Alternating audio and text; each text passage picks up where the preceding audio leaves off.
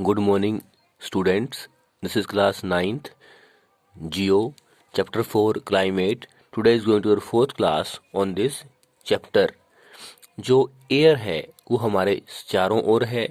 जब एयर एक डायरेक्शन में चलती है तो उसे विंड कहते हैं, और जो विंड है वो हाई प्रेशर एरिया से लो प्रेशर एरिया की ओर चलती हैं। सामान्यतः जो लैंड है वो जल्दी गर्म होती है और जल्दी ठंडी होती है, जबकि जो पानी है वो देर से गर्म होता है, देर से ठंडा होता है। इसलिए लैंड पर जो है लो प्रेशर एरिया बन जाता है और पवनें समुद्र से लैंड की ओर चलती हैं। दूसरा, क्लाइमेट और वेदर। जो क्लाइमेट है वो तो एवरेज वेदर कंडीशन होती है 30 साल या उससे अधिक समय के दौरान, और जो वेदर है वो एटमॉस्फेयर में पॉइंट इन टाइम में चेंज होता है। उदाहरण के लिए sunny weather, windy weather, rainy weather, cloudy weather, etcetera. Bharat की जलवायु को प्रभावित करने वाले 6 फैक्टर हैं, जिनमें latitude, altitude, pressure and wind, distance from the sea, ocean current और रिलीफ फीचर्स। आज हम बात करेंगे प्रेशर एंड विंड। जो भारत है वो उत्तरी गोलार्ध में है और यहाँ पर नॉर्थ ईस्टर्ली विंड चलती हैं। नॉर्थ ईस्टर्ली जो विंड है ये सब ट्रॉपिकल हाई प्रेशर एरिया पर ओरिजिनेट होती हैं, पैदा होती हैं, दक्षिण की ओर बहती हैं। यहाँ हमें कोरियोलिस फोर्स के बारे में जानना आवश्यक है। जैसे पृथ्वी सूर्य के चारों ओर घूमती है, वैसे ही पृथ्वी अपनी एक्सिस पर भी रोटेट करती है। वैसे पृथ्वी वेस्ट टू ईस्ट रोटेट करती है और रिवॉल्व भी करती है। रोटेशन की वजह से, पृथ्वी के अपने अक्ष पर घूमने की वजह से कोरियोलिस फोर्स बन जाता है, और जिससे नॉर्दर्न हेमिस्फीयर में पवनें राइट साइड में मुड़ जाती हैं, डिफ्लेक्ट हो जाती हैं, और साउदर्न हेमिस्फीयर में जो पवनें हैं वो लेफ्ट साइड में डिफ्लेक्ट हो जाती हैं। जो पवनें नॉर्थ ईस्टर्ली विंड है जो सब ट्रॉपिकल एरिया में ओरिजिनेट होती हैं, वो कोरियोलिस फोर्स की वजह से राइट साइड में डिफ्लेक्ट हो जाती हैं।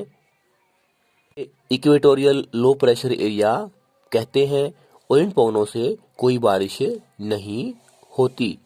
इसके अलावा हम सर्दियों की बात करें तो सर्दियों में हिमालय पर्वत के उत्तर में हाई प्रेशर एरिया बन जाता है और पवनें वहाँ से चलती हैं, और जो हमारा भारत का जो दक्षिणी इलाका है, जो हिंद महासागर है, जो अरेबियन सी है, जो बे ऑफ बंगाल है, वहाँ लो प्रेशर एरिया बन जाता है, तो पवनें लो प्रेशर एरिया की ओर चलती हैं।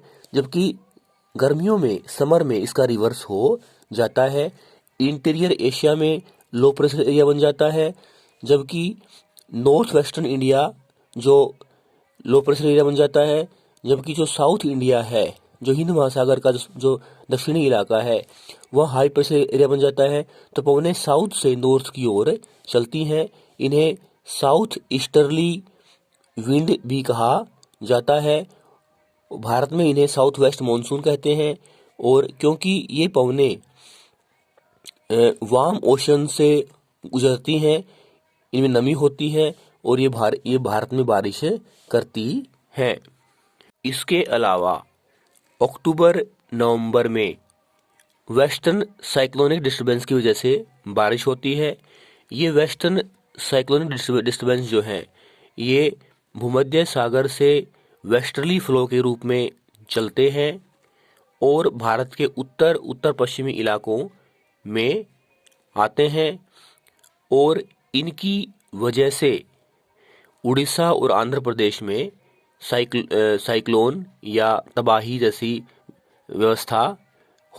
स्थिति हो जाती है। अगर वेस्टर्न साइक्लोनिक डिस्टर्बेंस से जो है तटीय इलाकों में प्रभाव इनका पड़ता है।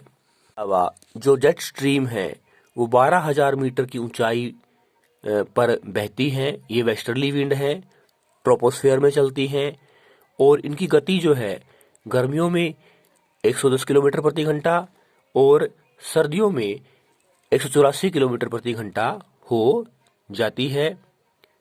ये जेट स्ट्रीम 27 डिग्री से 30 डिग्री नॉर्थ लैटिट्यूड में चलती है, इसलिए इन्हें सब ट्रॉपिकल वेस्टर्ली जेट स्ट्रीम भी कहा जाता है। में ये जेट स्ट्रीम जो हिमालय पर्वत है उसके दक्षिण में पूरा साल बहती हैं, बस गर्मियों को छोड़कर। गर्मियों में सब ट्रॉपिकल वेस्टर्ली जेट स्ट्रीम चलती हैं जो हिमालय के नॉर्थ में चलती हैं, और इन्हें ईस्टर्ली जेट स्ट्रीम या सब ट्रॉपिकल ईस्टर्ली जेट स्ट्रीम कहा जाता है जो प्रायद्वीपीय भारत पर बहती हैं। नेक्स्ट क्लास में हम विंड प्रेशर के बारे में और डिटेल में चर्चा करेंगे। थैंक्स।